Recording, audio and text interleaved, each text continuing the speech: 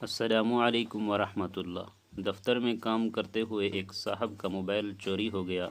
دن بھر کی مصروفیت کے بعد تھکے ہارے صاحب بہادر نے جو ہی گھر کی دہلیز پہ قدم رکھا تو اگلا منظر دیکھ کر چونکے بنا نہ رہ سکے۔ گھر میں ساس اور سسر اپنی بیٹی کا سامان پیک کیے ان کے منتظر تھے۔ بیگم اور ساس کی آنکھیں رو رو کر سرخ ہو چکی تھیں، جبکہ ان کے داخل ہونے پر سسر کے ماتھے پر نفرت کی لکیریں بھی عیاں ہونے لگی تھیں۔ کہاں لے کر جا رہے ہیں؟ میری بیوی کو خیریت تو ہے؟ انہوں نے کچھ نہ سمجھنے والے انداز میں دریافت کیا تو سسر نے آگے بڑھ کر ان کی بیوی کا موبائل ان کے سامنے کر دیا۔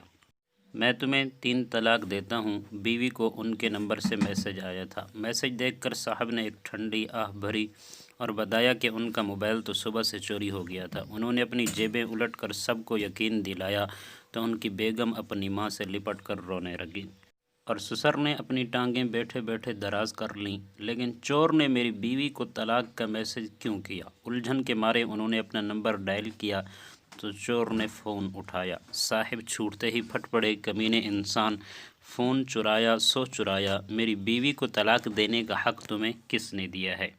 چور نے اطمینان سے ان کی بات سنی اور کہنے لگا، دیکھیے صاحب، صبح جب سے آپ کا فون چرایا ہے مجھے آپ کی بیوی کے 36 میسج موصول ہو چکے ہیں۔ کہاں ہو؟